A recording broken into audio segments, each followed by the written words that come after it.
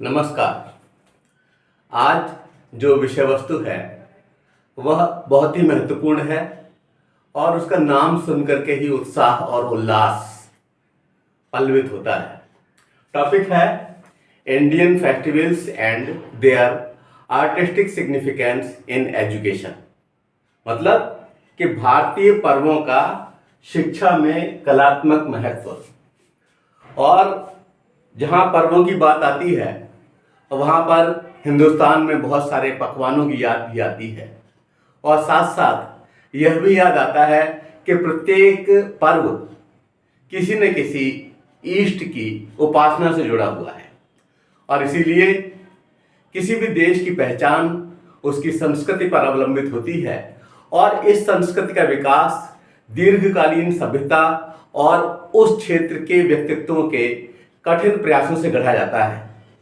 जब किसी राष्ट्र की पीढ़ियां दीर्घकाल तक मर्यादाओं और परंपराओं का अनुपालन करती हैं, तब रीति रिवाज और धरती से जुड़ी हुई व्यवस्थाओं का उद्भव होता है। वे सर्व स्वीकार्य तब हो पाती हैं जब उनके साथ आस्था भी जुड़ जाती है और जब यह आस्था और विश्वास का जुड़ाव होता है, तब इन आस्था, विश्वास, परंपराओं का सहज जुड़ाव पर्वों से इस प्रकार हो जाता है कि पर्व और कला आपस में गुत्थम गुत्था हो जाते हैं और समरस हो जाते हैं। एक ऐसी प्रवाह बहने लगता है जिससे कि त्योहार आने से पहले त्योहार का उन्माद छाने लगता है और वह भारत की कलाओं में प्रदर्शित होता है। भारत पर्वों का देश है, इससे लोक कलाएं स्वाभाविक रूप से ऐसी जुड़ गई हैं जिससे अलगाव की सोच भी मानस को व्यथित करती है। अगर मान लीजिए कुछ भी होने से रह जाती है, लगता है जैसे त्योहार अधूरा रह गया। भारत में जहां विविधताओं के दर्शन होते हैं वहीं देवी देवताओं के प्रति अगाध श्रद्धा भाव परिलक्षित होता है। यहाँ भूमि पूजन किया जाता है और पृथ्वी को माँ कहा जाता है। यहाँ का सहज उद्घोष है, जननी जन्मभूमिश्च स्वर्गादपि गरीयसी, अर्थात कि वह जननी जो जन्म देने वाली है वह स्वर्ग से भी बढ़कर है। आप समझिए, जहां पर इस तरह का उद्घोष होता है वहां पर उसके श्रृंगार के लिए हम क्या न कर गुजरते होंगे। धरती माँ के प्रति श्रद्धा की अभिव्यंजना अलग अलग परिक्षेत्र में विविध रूपों में प्रदर्शित होती है। अगर दक्षिण भारत है तो वहां पर अलग तरह से, उत्तर में अलग तरह से, पूर्व में अलग तरह से, पश्चिम में अलग तरह से, और इन सब का आधार बनती है कला। कला से माँ का श्रृंगार कर मानस को आध्यात्मिक आलंबन मिलता है। विविध त्योहारों पर धार्मिक भावना का प्रकटन विविध कलात्मक स्वरूपों से दृष्टिगत होता है। आप ये समझिए कि ये कलाएं हमारे भावों की अभिव्यंजना का एक साधन है। जब मन खुश होता है, पल्लवित होता है, तो आप देखते हैं कि आज दिवाली पर लाइटिंग की जाती है, होली पर लोग होली मिलन समारोह आयोजित करते हैं, विभिन्न प्रकार की साज सज्जा करते हैं और विभिन्न प्रकार की चीजें बनाई जाती हैं और सीधे सीधे मानव का कला से जुड़ाव देखने को मिलता है। तो कलात्मक महत्ता स्थापित करती रीतियां व पर्व जो कि इसके तहत आपको बताया जाना है, उस पर बातचीत करनी है। तो कलात्मक महत्व स्थापित करती रीतियों पर कौन कौन से हैं, किन किन तरीकों से हम प्रदर्शित करते हैं अपनी उस भावना को, आइए हम प्रारंभ करते हैं इस विषय वस्तु को। और इसमें सबसे पहले है रंगोली। यूं तो आपने देखा होगा कि माँ भारती का श्रृंगार भूमि व भित्ति के विविध श्रृंगारों से विविध पर्वों पर स्वाभाविक रूप से दिखाई पड़ता है। हम यहाँ पर कुछ को लिखित करने का प्रयास कर रहे हैं, लेकिन आप ये देखिए, ये जो कुछ हमने दिया है यह तो बहुत अल्प है। अभी कुछ वर्ष पूर्व महाराष्ट्र के पास जो बरपेटा की गुफाएं हैं, वहां पर दीवार पर जो चित्रण हुआ है वह सारा का सारा रसोई के मसाले के कलर से। तो वह जो अभिव्यंजना है, वह कलात्मक अभिव्यंजना है, वह भारतीयों के रग रग में बसी हुई है और इसीलिए हमारी हर रंगोली बोलती प्रतीत होती है। और यह कला पुरातन काल से आज तक निरंतर चलती चली आ रही है, उसको आश्रय प्रदान किया जा रहा है। विभिन्न गुरु और विज्ञ पुरुष उसको समर्थन देते चले आ रहे हैं। तो हम सबसे पहले बात करते हैं रंगोली की, उसके बाद बात करेंगे मांडना की, फिर अल्पना की, गोदना की, सांझी की, और इसके बाद भी हम बात करेंगे जो विभिन्न त्योहार हैं, कुछ त्योहारों का नाम लेंगे कि उन त्योहारों पर हम क्या क्या करते हैं, जिससे कि कला का हमारा जुड़ाव उन पर्वों से स्पष्ट हो जाए। तो सबसे पहले बात रखते हैं रंगोली। रंगोली भारत के विभिन्न प्रांतों में रंगोली के विविध रूप दृष्टिगत होते हैं। वर्तमान में रंगोली बनाने हेतु गेहूं या चावल का आटा हम दक्षिण भारत में देखते हैं कि वो लोग उससे ही बनाते हैं, और यहाँ पर गेहूं का आटा इस्तेमाल किया जाता है। हल्दी, विभिन्न रंगों के लकड़ी व पत्थर के बुरादे इस्तेमाल किए जाते हैं। अबीर इस्तेमाल किया जाता है, गुलाल इस्तेमाल किया जाता है, कुछ लोग नील का भी इस्तेमाल करते हैं, कुछ लोग खड़िया इस्तेमाल करते हैं, और जो तरह तरह की भूसी हैं, गेहूं की भूसी, चावल की भूसी, इनका इस्तेमाल करते हैं, और विविध रंगीन चूर्ण आदि भी प्रयोग में लाए जाते हैं। इस माध्यम से भूमि को विविध रूप से अलंकृत किया जाता है।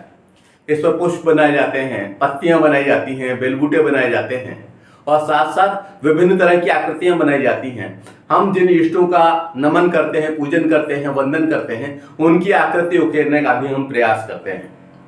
और इन सबका मतलब एक ही होता है कि हम मंगलमय प्रतीकों को भी उसमें शामिल करते हैं और उनको उसमें हम बनाते हैं।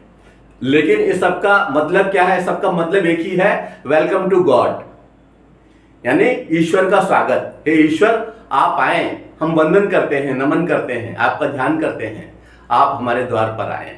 तो द्वार से पहले हम रंगोली बनाते हैं या घर में रंगोली बनाते हैं, उन सब के पीछे आशय यही होता है। विकिपीडिया ने इसको किस तरह से परिभाषित किया है, आइए थोड़ा सा उस पर विचार कर लेते हैं। विकिपीडिया के अनुसार रंगोली भारत की प्राचीन सांस्कृतिक परंपरा और लोक कला है। अलग अलग प्रदेशों में रंगोली के नाम और उसकी शैली में भिन्नता हो सकती है, लेकिन इसके पीछे निहित भावना और संस्कृति में पर्याप्त समानता है। इसकी यही विशेषता इसे विविधता देती है और इसके विभिन्न आयामों को भी प्रदर्शित करती है। तो ये बात हुई सारी की सारी रंगोली की। अब हम दूसरी बात करते हैं। रंगोली उत्तर भारत में बनाई जाती है, दक्षिण भारत में बनाई जाती है, और मैं समझता हूं कि भारत के हर हिस्से में रंगोली का इस्तेमाल होता है।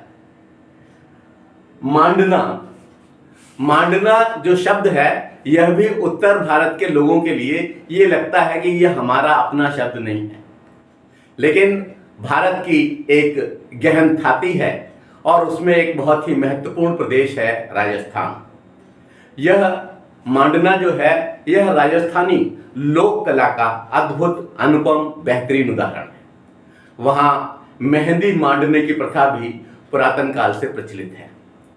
विवाहित महिलाएं, कुमारियां विविध त्योहारों पर हाथ और पैरों पर मेहंदी मांडने का कार्य करती हैं। अब तक तो हाथ और पैर पर ही मेहंदी को मांडने का कार्य किया जाता था, लेकिन वर्तमान समय में ये शरीर के विविध अंगों पर मेहंदी मांडने का कार्य होता है। और अब केवल महिलाएं ही नहीं लगाती, बल्कि पुरुष भी इसको लगाने लगे। और राजस्थान में विविध पर्वों में, विवाह में और तमाम उत्सवों में इसकी धूम आज देखी जा सकती है। यह आलेखन केवल भूमि तक सीमित नहीं है, केवल भूमि पर ही हो, ये दीवारों पर और विभिन्न भित्तियों पर, शरीर पर, सब जगह, दिवाली पर चमकदार रंगों से और होली पर अबीर, गुलाल और बहुत सारे रंगों से हम इस मांडने की प्रोसेस को होते हुए देख सकते हैं। तो ये जो मांडने का व्यवस्था है, इसमें जिसमें विविध प्रकार के रंगों को हम इस्तेमाल करते हैं, इसका चित्रण मुख्य रूप से राजस्थान की देन है और यह धीरे धीरे प्रश्रय पा रही है भारत के अन्य क्षेत्रों में। तो ये दूसरी बात हुई जिसमें कि हमने मांडना का जिक्र किया है। अब हम तीसरी बात पर आते हैं और वह है अल्पना। अल्पना क्या है? आप विभिन्न जो मिट्टी के बर्तन देखते हैं उसके ऊपर भी अल्पना बनी हुई देखते हैं, और यह अल्पना विभिन्न तरह से बुनी हुई बनती हुई हमें कपड़े पर भी दिखाई पड़ती है। और यह अल्पना, इसका प्रचलन बंगाल में बहुत अधिक है। इसमें ज्यामितीय चित्रण की प्रधानता रहती है।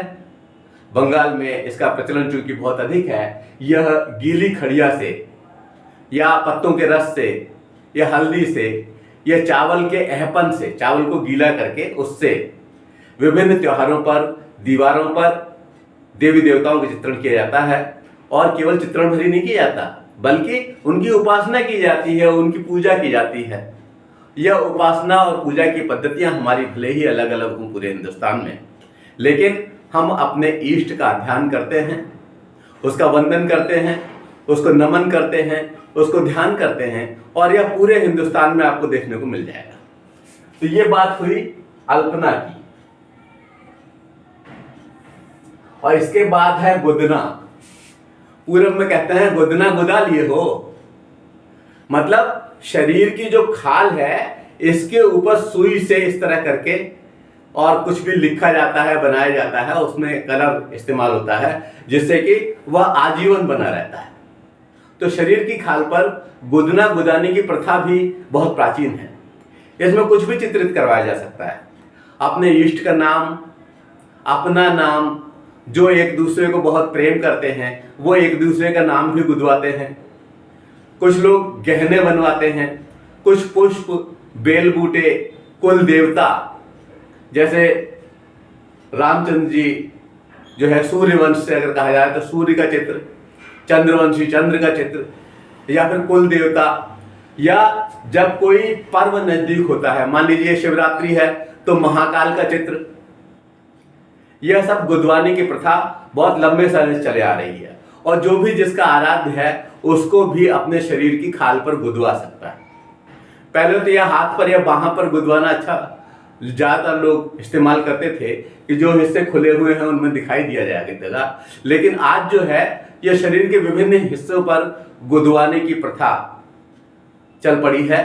हालांकि जब हम एनसीसी वगैरह देते हैं तो कहते हैं कि शरीर पर कहीं कोई इस तरह का चिन्ह या निशान नहीं होना चाहिए, गुदवाया हुआ नहीं होना चाहिए, और उसे मिटाने के लिए तमाम प्रोसेस की जाती है। तो गोदना जो है यह भी एक कला है, और इसमें भी विभिन्न पर्वों से इसका सीधा सीधा संबंध है। उन पर्वों से जुड़ा हुआ चित्रण भी इसके माध्यम से होता है। अब इसके बाद जो पांचवा है यह है सांझी। सांझी आपने हमारे दूरदर्शन के माध्यम से, विभिन्न टीवी कार्यक्रमों के माध्यम से इस सांझी ने एक विशिष्ट स्थान प्राप्त किया है।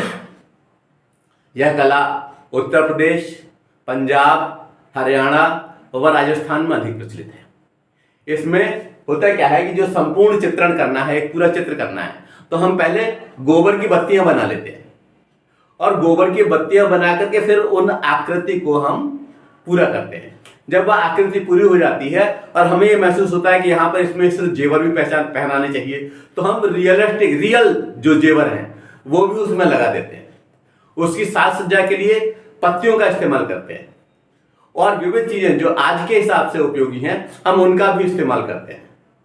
तो इसे हम पत्तियों से, गहनों से और अधिक प्रभावी बनाने का कार्य करते हैं। विविध फिल्मों में आपने ये आकृतियां देखी होंगी। नवरात्रि के देवी स्वरूप की परंपरागत रूप से सांझी के माध्यम से आज भी बनाया और पूजा जाता है। देवी का हम चित्रण कर देते हैं, उसके बहुत सारे हाथ वगैरह सब कुछ बनाने के बाद में जो रियल औजार है, तलवार है, या विभिन्न और युद्ध के पारंपरिक तरीके से जो उनके हाथों में है, खड्ग वगैरह का चित्रण न करके सीधे सीधे हम उनको उसमें भी लगा देते हैं। तो ये जो है सांझी बड़ी फेमस हो रही है और बहुत ही अच्छी है। मैं समझता हूं कि धीरे धीरे पूरे भारत में विस्तार पा जाएगी। तो ये तो हमने इन 5 चीजों की बात की, रंगोली की, मांडना की, अल्पना की, गोदना की और सांझी की। अब हम बात करते हैं कि विभिन्न पर्वों पर विशिष्ट कलात्मक चित्रण। ये अभी तक हमने इसकी ये रीतियां बताई इसकी। अब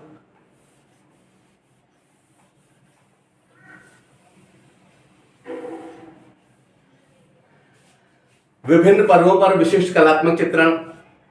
भारत में यूँ तो एक बहुत बड़ी श्रृंखला है पर्वों की, और ये कहते हैं कि भारत में जितने दिन हैं उतने पर्व हैं। यहाँ पर उनमें से कुछ को देने का हम प्रयास कर रहे हैं, और उसमें से पहला हम लिखते हैं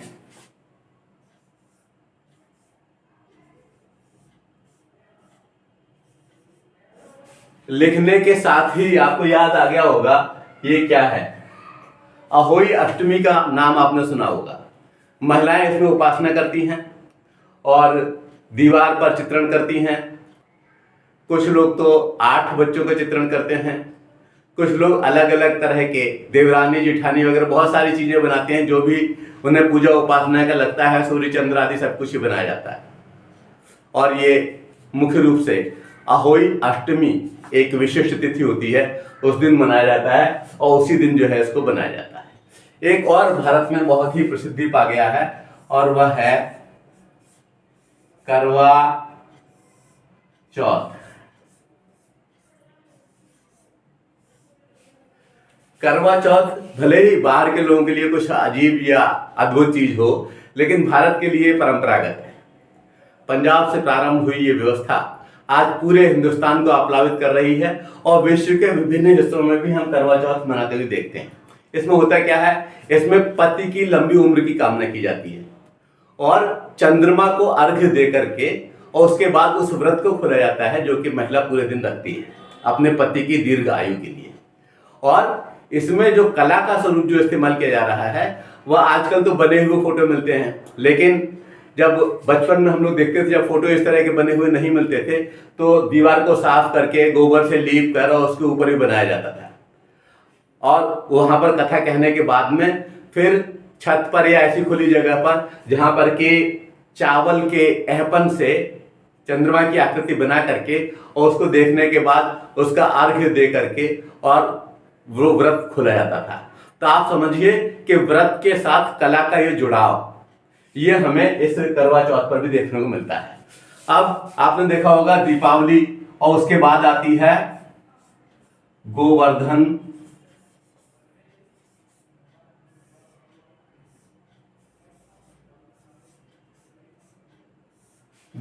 पूजा। गोवर्धन पूजा के लिए हम मुख्य रूप से क्या करते हैं कि गाय के गोबर की तलाश करते हैं और उसके बाद एक आयताकार आकृति बनाते हैं, उसमें गोवर्धन पर्वत से जुड़ी हुई तमाम चीजें बनाते हुए कृष्ण की उस लीला को दिखाने का प्रयास करते हैं। और विभिन्न पशु भी जो गाय वगैरह जो उसके नीचे आ सकते हैं उन सबका चित्रण करने का प्रयास करते हैं, और सारा का सारा किससे, उस गाय से। और उसमें कुछ लोग दूध वगैरह चढ़ाते भी हैं। तो ये जो आकृति बनाते हैं गोवर्धन पूजा में, यह भी कला का एक ऐसा स्वरूप है जो कि हिंदुस्तान में ही देखने को मिलता है। इसके साथ ही एक और यहाँ पर होता है जो इसी दिन ही पड़ता है, उसे हम कहते हैं चित्रगुप्त पूजा।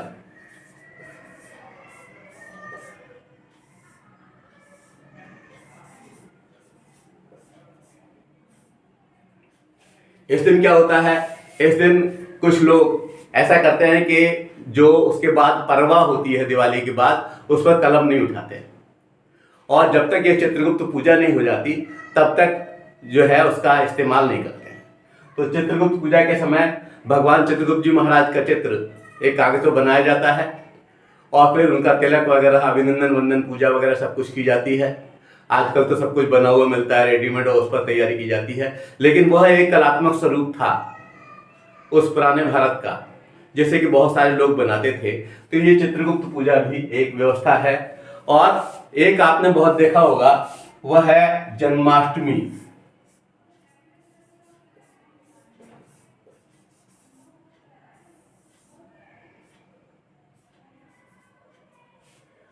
जन्माष्टमी पर आज तो हम बना हुआ चित्र ले लेते हैं, लेकिन जो लोग मेरे आयु वर्ग के उन्होंने देखा होगा आज से 50 साल पहले स्थिति अलग तरह की थी, और इसको जन्माष्टमी की आकृति भी हम उकेरता थे, दीवार पर बनाते थे। गोबर से पोतने के बाद उसको सफेद आटे से या सफेद चावल के घोल से उस पर हम चित्रण करते थे। अलग अलग जगह पर अलग अलग तरह की परंपराएं थी और कहीं पर जन्माष्टमी की उस संपूर्ण प्रतिकृति को पृथ्वी पर स्वरूप देने का प्रयास किया जाता था और उनसे जुड़ी हुई विभिन्न लीलाएं उस पर चित्रित की जाती थी। इसी तरह से भारत में एक और है और वह भी बहुत प्रमुख रूप से हमें पूर्वांचल में और बंगाल में दिखाई पड़ती है, उसको हम कहते हैं दुर्गा पूजा।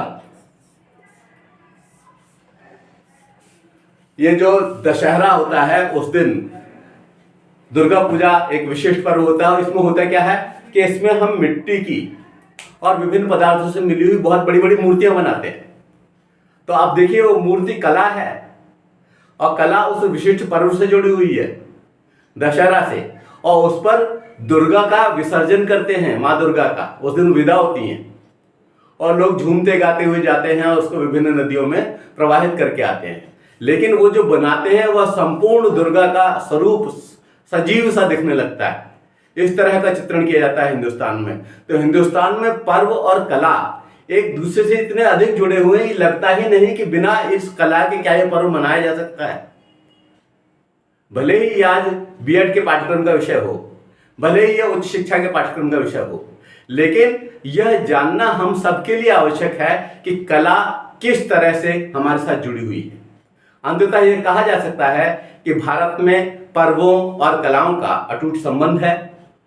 सामाजिक अभिव्यक्ति का कलाएं प्रबलतम साधन है और भारत में उत्तरोत्तर आनंद प्राप्ति का कला पवित्र साधन है। कला और पर्व का यह सम्मिलन हमें सत्यम शिवम सुंदरम से जोड़ता है। जो कुछ भी मैंने भारतीय पर्वों का शिक्षा में कलात्मक महत्व पर अपने विचार रखे हैं, अगर आप इन विचारों को लिखित रूप से प्राप्त करना चाहते हैं तो यह सब कुछ educationacharya.com पर उपलब्ध रहेगा। धन्यवाद। जय हिंद, जय भारत।